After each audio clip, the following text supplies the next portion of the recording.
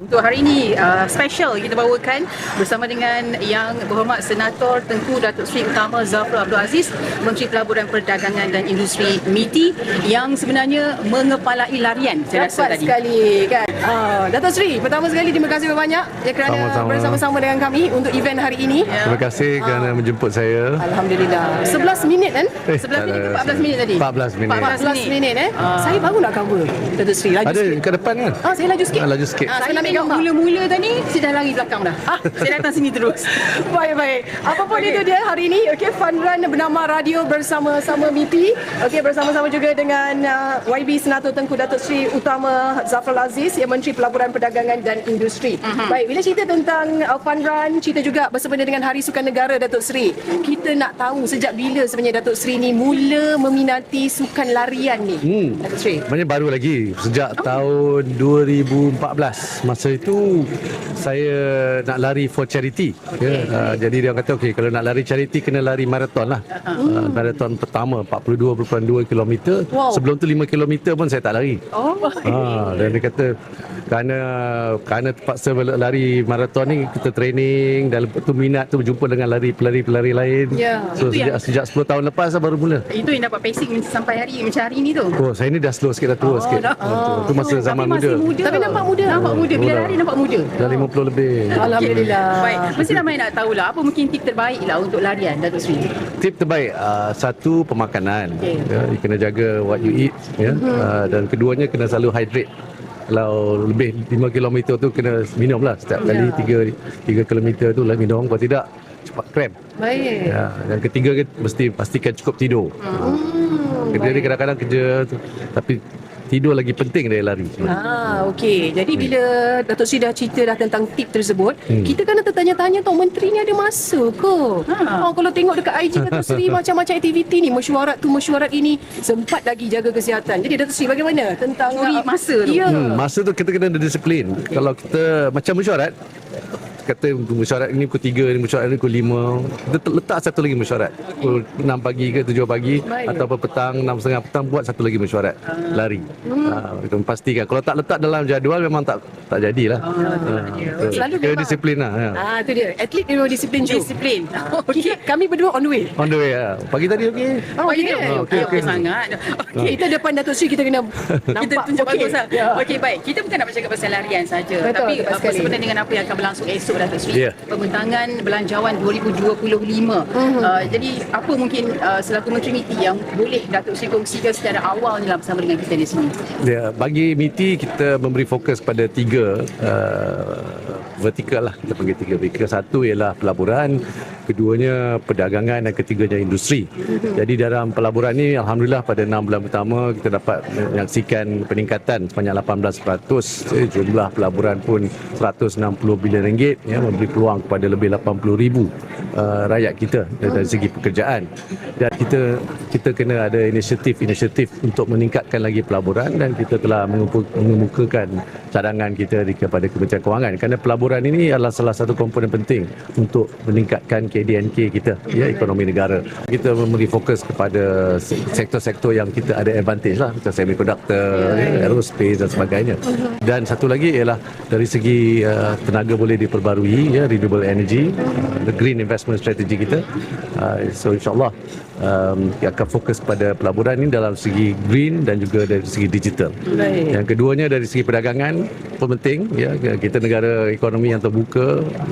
Apa yang kita perlu ialah memastikan syarikat-syarikat kita mendapat peluang untuk mengeksport.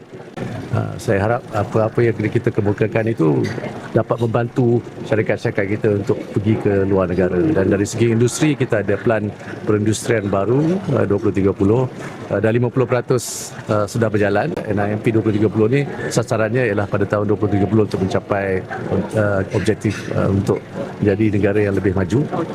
Dan saya harap kita teruskanlah apa yang telah ada dalam pelan perindustrian baru ini dengan sokongan daripada bajet ataupun belanjawan 2025. Okey, baik-baik. Itu dia tadi 3 fokus utama untuk MITI sendiri Yes. bagi belanjawan 2025, bajet 2025, pelaburan, perdagangan dan industri. Sesuai sangat dengan kementerian lah. Betul. Okey.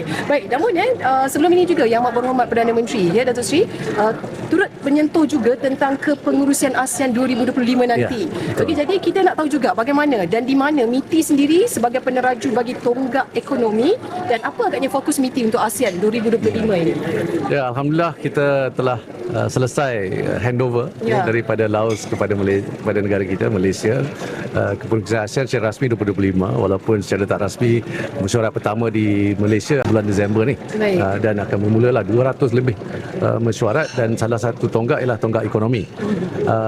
Kita sebagai host atau pengurusi ASEAN juga ada ASEAN Economic Community yang dipengurusikan oleh Malaysia MITI dan fokus kita adalah untuk ASEAN Economic Strategy untuk tahun 2025 hingga tahun 2030. Ada 4 fokus, ada 4 trust. Satu ialah kita nak meningkatkan pelaburan dan perdagangan di negara ASEAN, antara negara ASEAN.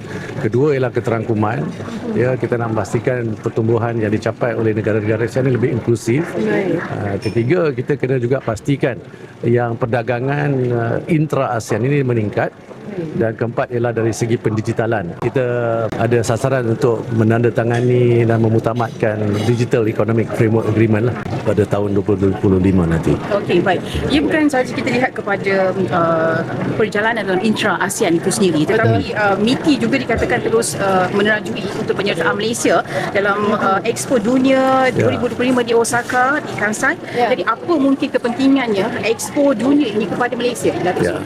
Expo Dunia ni kita dah join sejak tahun 1970 ya, dan pada masa yang sama kita lihat inilah peluang kita untuk mempamerkan Malaysia. We want to show Malaysia kepada dunia dan dari segi sudut perniagaan, perdagangan, semua kementerian terlibat ya, dia daripada bulan April sampailah ke bulan Oktober ya, 6 bulan di mana semua negeri kementerian yang terlibat akan mempamerkan apakah produk-produk masing-masing, apakah culture dan sebagainya dari segi kebudayaan.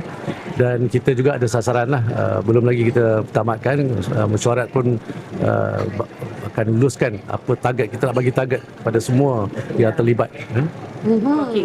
Baik, ini membawa kepada kita memerlukan pemahaman ya, bukan saja mereka yang berada di dalam industri itu sendiri, tapi bagi rakyat Malaysia khususnya dalam bajet, dalam pelaburan, apa mungkin konteks yang boleh dibawa untuk pemahaman secara layman dalam kalangan masyarakat kita supaya mereka faham dengan lebih dekat tentang pelaburan Malaysia, tentang perdagangan dan sebagainya, Datuk Seri. Ya.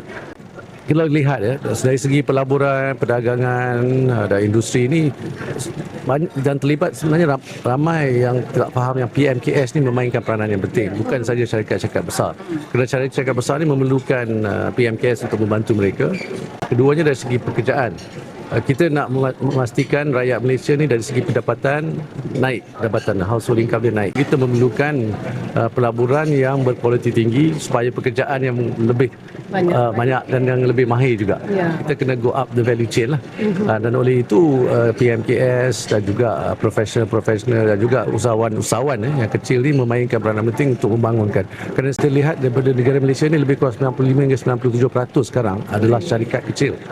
Ya, dan yang membantu bencana pertumbuhan ekonomi negara kita. Okey, baik. Dan kalau kata kita lihat juga belanjawan 2025 bertemakan ekonomi madani, negara makmur, rakyat sejahtera. Jadi kita nak dengar sedikitlah ya pandangan daripada Datuk Seri signifikannya tema ya bagi belanjawan 2025 ini nanti. Ya, bila kita berbincang sesama kawan-kawan menteri kita, rakan-rakan kabinet, Yang Amat Berhormat Perdana Menteri telah menggariskan apakah sasaran kita dalam ekonomi madani inilah. Top 30 ekonomi dari segi KDNK, World Competitive Ranking kita mesti tangga ke-12 teratas ya, dan sebagainya. Dan prinsipnya ialah kita nak meningkatkan the floor, lantai, dan meningkatkan juga ceiling supaya kita mengurangkan jurang di antara mereka yang ada kaya dan mereka yang miskin lah. Memberi fokus kepada polisi-polisi yang kita teruskan bantuan kepada mereka yang memerlukan, terutamanya golongan B40 dan sebagainya dan N40 juga.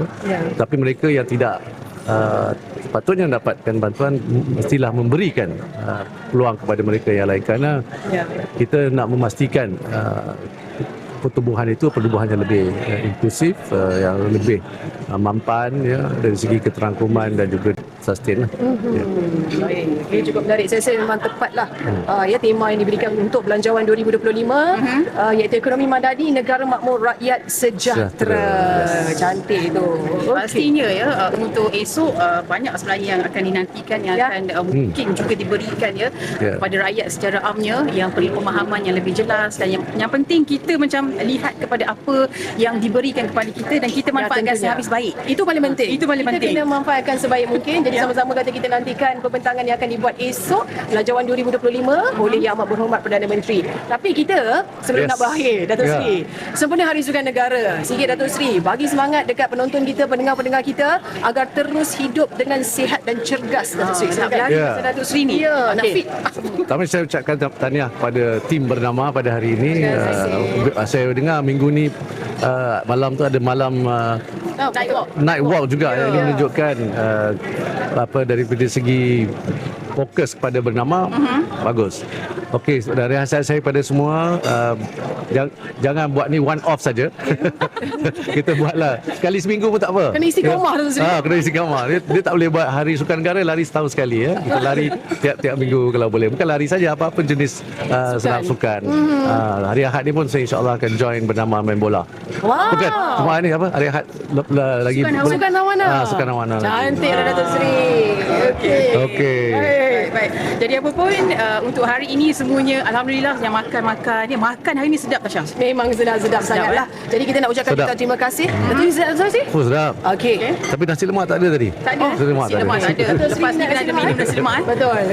Okey, apa pun kita nak ucapkan jutaan terima kasih kepada penaja makan kita hari ini, yang White and Black Restaurant yang menyediakan makanan sarapan pagi kepada kita semua peserta-peserta larian untuk fun run bernama Radio Bersama MITI, bersama-sama juga dengan Datuk Seri hari ini. Ya, dan juga terima kasih kalau lari-lari kena minum air. Ada Bubbles O2. Tepat sekali. Dan juga baju yang kita pakai hari ini Datuk Seri pakai pun kita ucapkan terima kasih kepada Sunway Hotels and Resort yang menaja untuk t-shirt fun run kita Dan pada tak hari lupa juga untuk goodies bag. Terima kasih kepada Aeon. tim MITI juga dan juga Aeon. Dan juga terima Aeon. kasih untuk goodies bag yang diberikan pada hari ini. Dan apapun sekian saja untuk waktu ini. Terima kasih kepada semua yang turut serta bersama dengan kami fun run bernama Radio Bersama MITI. Kita kembali bersama dengan rakan-rakan setugas di Wisma Bernama. Silakan.